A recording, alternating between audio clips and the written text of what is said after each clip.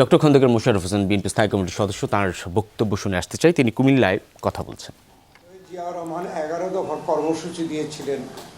এরপরে আমাদের নেত্রী বেগম খালেদা জিয়া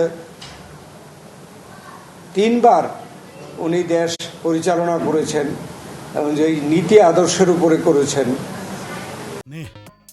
2 বেলা খাবি ফ্যান্টাস্টিক নিমো খালাল সল্টেড বিস্কুট। আর বর্তমানে আমরা বিএনপির পক্ষ থেকে আমাদের দলের চেয়ারম্যান এখন তারেক রহমানের পক্ষ থেকে আমরা কিন্তু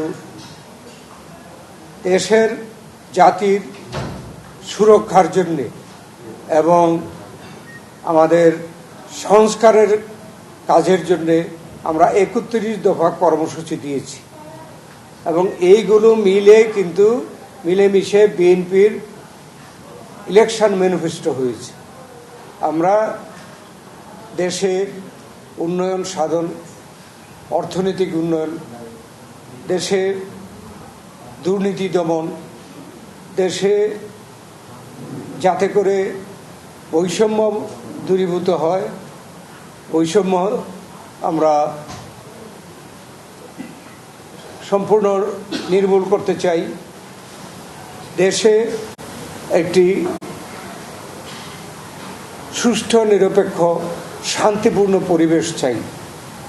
আমাদের যে দল বর্তমানে 2/3 মেজরিটির উপরে পেয়েছে, জনগণ দিয়েছে, আমাদের চেষ্টা থাকবে যে আমাদের দেওয়া ম্যানিফেস্টো এবং আমাদের দেওয়া যে 31 দফা কর্মসূচি আছে দেশের যে সংস্কার করার জন্যে, সেগুলো আমরা যতটুকু সম্ভব এটা এখানে বাস্তবায়ন করার চেষ্টা করব।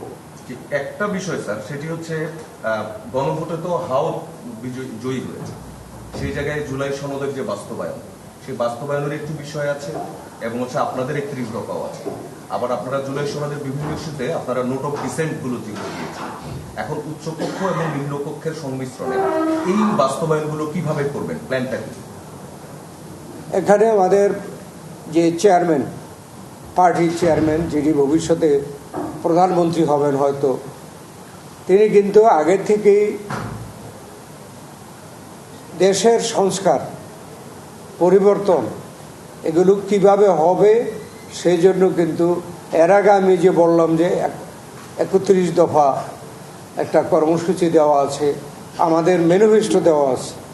এই ম্যানিফেস্টো শহীদ জিয়াউর রহমানের 11 দফা, বেগম খালেদা জিয়ার ভিশন 2030 এবং তারেক রহমানের দেওয়া 31 দফা, এই সমন্বিতভাবেই কিন্তু আমরা একটা নির্বাচনী ইশতেহার দিয়েছি এবং সেই মোতাবেক আমরা কাজ করব।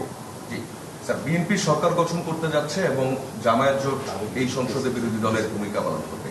এই সংসদটা কেমন হবে? আপনারা যে গণতন্ত্রের উত্তরণে এবারের যে নির্বাচনটাকে একটি মাইলফলক বলছেন, এই সংসদটা কেমন হবে এবং এই সংসদের যারা জনপ্রতিনিধি থাকবেন তাদের কাজগুলো কেমন হবে? আলাদা করবেন কোন জায়গায়? এবারের নির্বাচনটা দেখলেই কিন্তু সকলে এটা অনুভব করা উচিত যে এবারের নির্বাচনটা একদম সুষ্ঠু নিরপেক্ষ হয়েছে। কোনো কেউ সিল মেরেছে বা কোনো জায়গায় কোনো দুর্নীতি হয়েছে এই নির্বাচন নিয়ে, এটার কিন্তু কোনো রিপোর্ট কোনো পত্রপত্রিকা মিডিয়া দিতে পারেনি।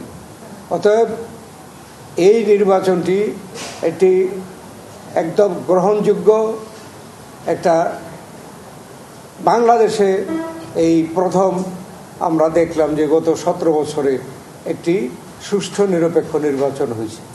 জনগণ তাদের ইচ্ছামতো ব্যক্তিকে নির্বাচিত করে পার্লামেন্টে পাঠিয়েছে এবং সেই পার্লামেন্ট এদেশে একটি জনগণের সরকার প্রতিষ্ঠা করবে এবং জনগণের সরকার প্রতিষ্ঠা করে কি করবে এই দলগুলো কিন্তু ইতিমধ্যে ম্যানিফেস্টোর মাধ্যমে প্রকাশ করেছে।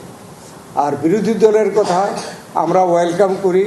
একটি গণতান্ত্রিক দেশে বিরোধী দল, শক্তিশালী বিরোধী দল প্রয়োজন এবং সেই বিরোধী দল যদি ভালোভাবে কাজ করতে পারে, তাইলে সেটা দেশে একটি গণতান্ত্রিক যে ব্যবস্থা সেটা বাস্তবায়ন হবে।